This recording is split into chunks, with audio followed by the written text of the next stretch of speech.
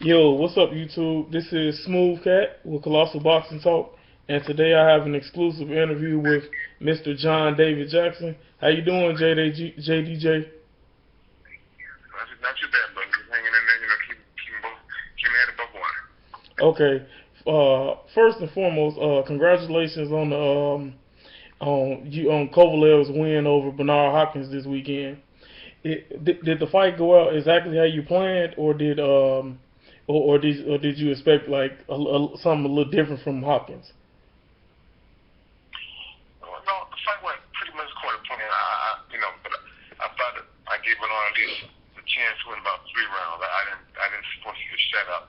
I figured he would get stopped late, or it would go the distance and Sergey would win a unanimous decision. But I didn't think it would go 12-0. I thought Bernard would at least get about 3 rounds. Okay. All right. Now another question. Now is that like a bit of revenge for you from your fight with Hopkins in your career? Not really, and I tell you what, truthfully, not really. And I'll tell you why, because I'm a fighter first and foremost. Even though I'm retired from boxing, it's still in my blood, it's still in my heart. The only way I get revenge for the defeat of Bernard is if I fought him again and beat him. I take gratification in the fact that the kid followed my game plan to a T and it worked and we won. But I can never get revenge unless I beat him myself. So Okay. I got satisfaction, the victory that my kid won the fight and followed the fight plan that I laid out for him. But as far as revenge, no, this is strictly business. I told Bernard's people 2.5 years ago, don't fight this kid. Whatever you do, because this kid is strong and dangerous. They didn't listen, and so it was business. Like I said, it was nothing personal. Me and Bernard were friends before. Hopefully, we're still friends afterwards. We talked afterwards, and he gave me respect. He gave me, especially after he gave me respect that I felt how it was due. But we have mutual respect for one another. It was just business. It was straight, and there was no revenge for me whatsoever. Okay. Now you got a long list of guys who you trained in your career. Now and I was shocked. I didn't know you trained Bernard Hopkins for a fight. Actually, me and Bernard go way beyond. In 1990, Bernard was my chief sparring partner when I was junior middleweight champion. Okay. And subsequent years later, I fought him. And then I trained him for 6 fights. I trained him for the Tarver fight up until the second Roy Jones fight. So 6 fights I trained him. Okay. That's cool. That's cool. Now now to speak on Kovalev a little bit. Now Okay. hey, I know you don't deal with the management side of Kovalev, but is it somebody? I mean, is it somebody in particular you guys want next? Um, Not really. Right now, boxing's kind of it's a funny sport. Now that he's got 3 belts, he meant to satisfy the sanctioning bodies and more contenders. So that might be his next obligation. But Okay. outside of that, you got Stevenson, of course, the unification of all the belts. You have John Pascal, maybe. He's a big titty fella in Canada that has some money to fight for Sergey. Not so much a dangerous fight. You have Ward. If Ward likes to come up to 175, that's a fight. That's a possibility. Then you have other guys, But so yeah, there's a few fights for Sergey. The big money fights would be Ward, Stevenson, Pascal, those kind of fights. Because like I said, Stevenson and Pascal, Manny Pascal, man, in Canada, he's a big draw. Stevenson will have to come to America because now Sergey has 3 belts as opposed to one. So Sergey's in the driver's seat. And with Ward, he's cleaned up the super middleweight division. There's really nothing really left there for him to do. 175 is his next stop. And the thing that I tell people is, they have to remember, he fought at 178, won a gold medal in the Olympics. So he's been fighting smaller guys for a long time. Right. Now if he moves up, he'll fight somebody more on his own side. That's all. Okay.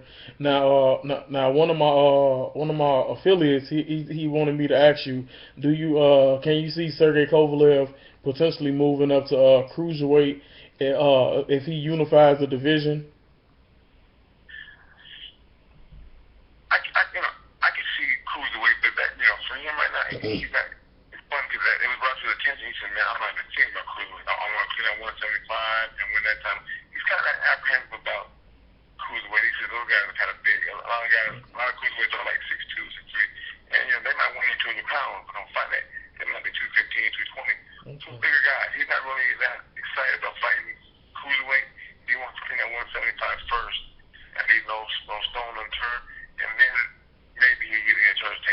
in cruiserweight. Right now, he has no interest in all in fighting cruiserweight. Okay. Now, another thing, because I had one of your fighters on. I just interviewed him the other day, Randall Bailey. Yes.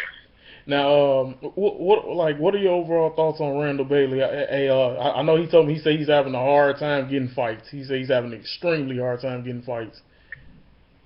Well, Ronald's in a tough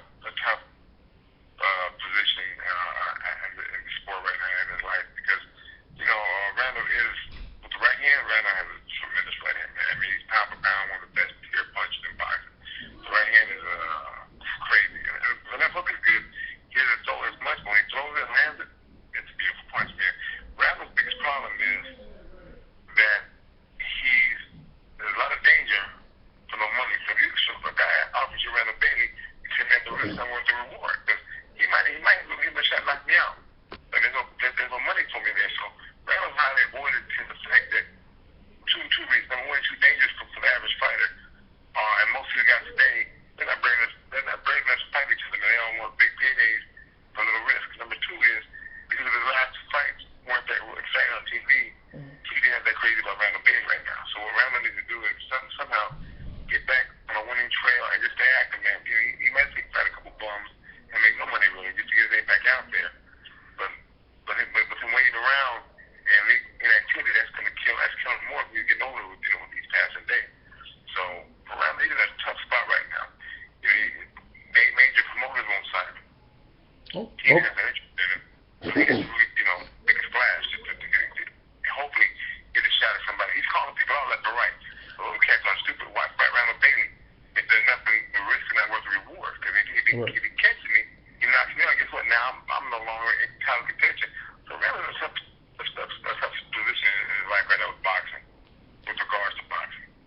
I definitely agree with your assessment of it. And he had a few fighters he was calling out, but out of everybody, he was most adamant about Andre Berto. He has a strong dislike for Andre Berto. It's like he he went as far as calling Andre Berto a vagina.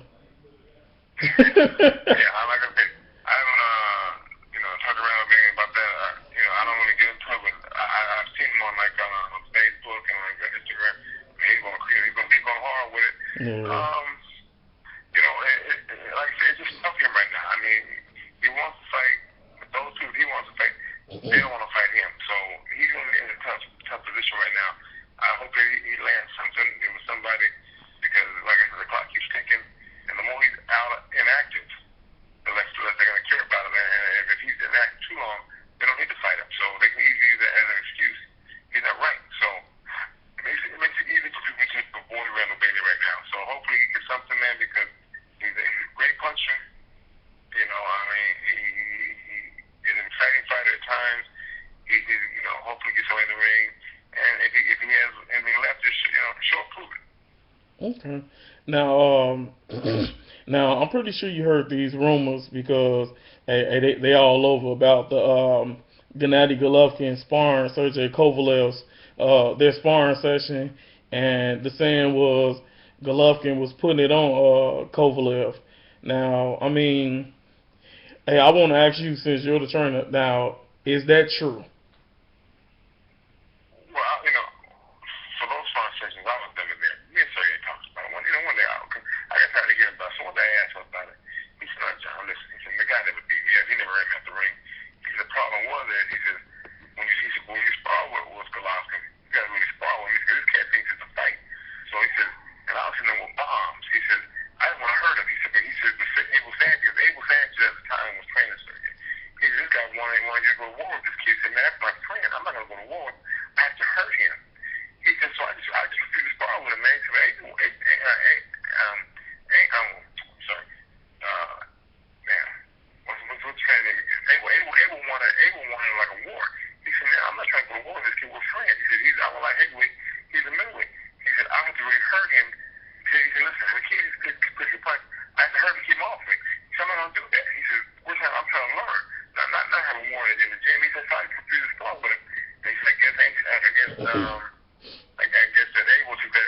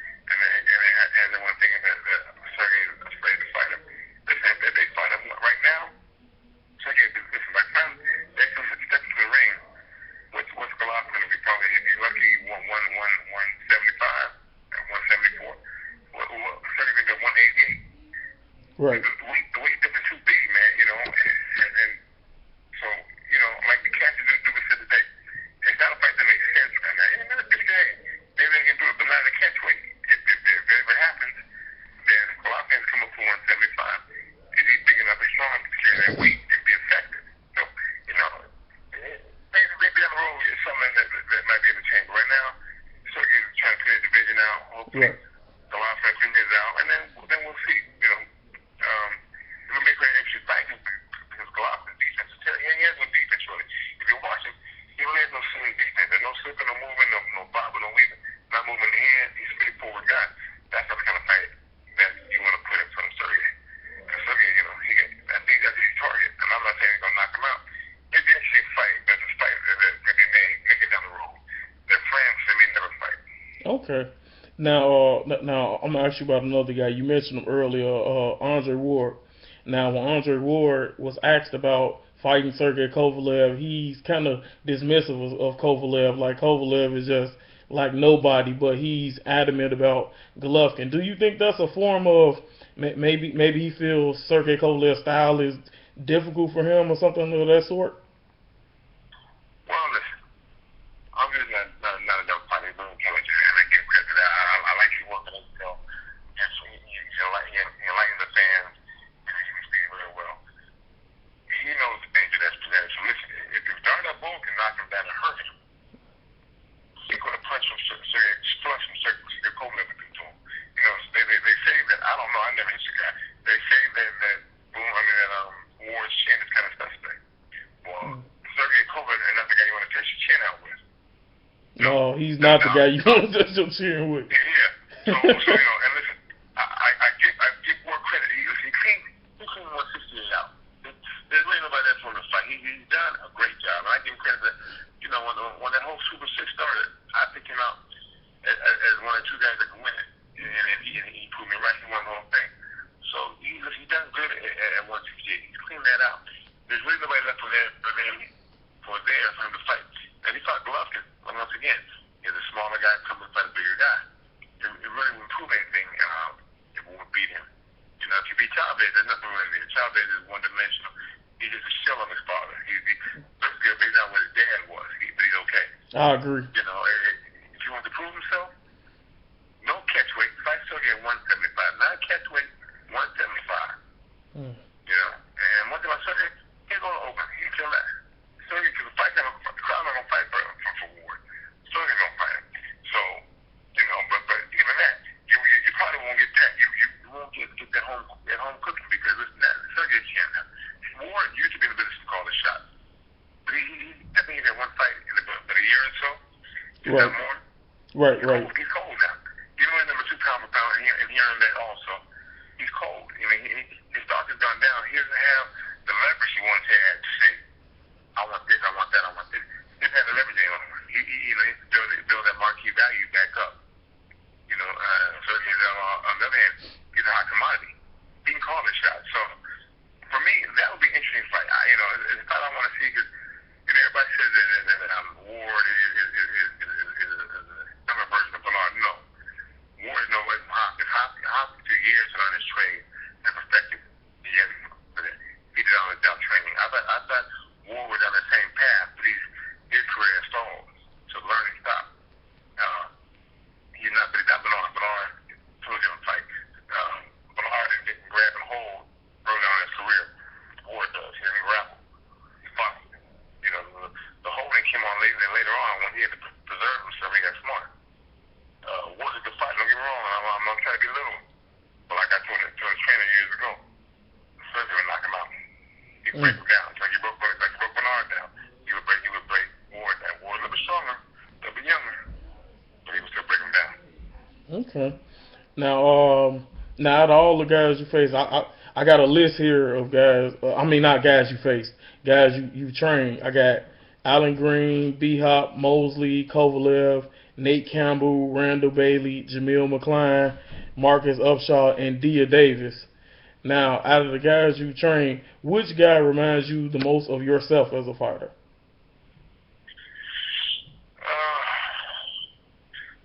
To a degree, there was a time when I would say Allen Green.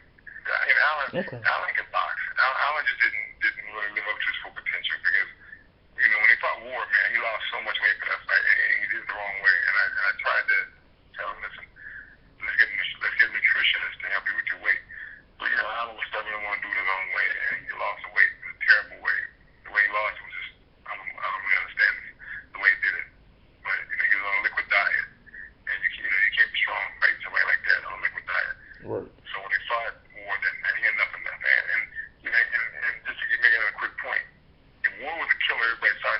something they try to say is he shouldn't knock Alan Green out that night because Alan had nothing left. The whole fight Alan was dead. But Ward couldn't knock him out. That tells you right there. If Ward went to a fight with Sergey, his clip would be half loaded because you can stop Alan Green that night, and he should have. How you gonna stop Sergey Kovalev? Are you gonna box him and keep him off of you? If you can't keep him off, you get respect, you're in trouble. So, like I said, I just want to make that point. But Alan was kind of the closest to the weight box. He was smooth when he wanted to be, and he had good power. He pretty much mimicked Big Mo said. That kind of reminded myself a little bit to a degree. But in the defensive level, I can turn around and play and I get hit. And so that may be a little bit different from him. But he kind of reminded me of myself a little bit. Okay. Well, now I'm gonna ask you this about yourself. Now, who is your favorite fighter or the fighter that inspired you to get into boxing? Man, it was Ali, Muhammad Ali. Okay. As a kid growing up, I tell you what happened. It was 1971 when him and Frazier fought, but early when the first fight was announced, all I did was see these two guys on every magazine. Didn't matter, walk around town, I see these two guys. I said, man, and that just really caught my attention to see these guys. I was interested in boxing before them. When I see these two guys on every magazine, it doesn't matter what magazine it was, black magazine, white magazine, they were everywhere. That really intrigued me, man, and that really got my attention to boxing. Okay. Hey, Muhammad Ali is definitely a good choice. He's my all-time favorite heavyweight. It's just everything he did in the ring. He's very impressive. Especially, I think my favorite move by Ali is the pull and pop. Yeah. That man, I love that move, and I see Floyd Mayweather is basically patenting that move now himself. But I like I said, I'm a huge fan of Ali myself too. So I definitely can ride with you on that. You can't go wrong with Muhammad. He was a fan favorite. He took boxing to another level. The average man would follow boxing with Ali. Love him or hate him, he had to follow, man. He took boxing, man. He transcended the sport to something that most guys can't do. And so if it weren't for Ali, honestly, boxing would be where it's at today because he took different stances on it, with the war and things. But he made boxing what it is. Not before or not after. If you another character from boxing like him. Okay. Well, Mr. Jackson, I'm not gonna hold you too long today.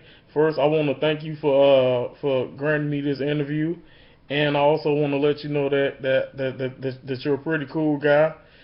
And like I say, I wish you the best of luck in your future fights of training, and I also wish your fighters the best of luck as well.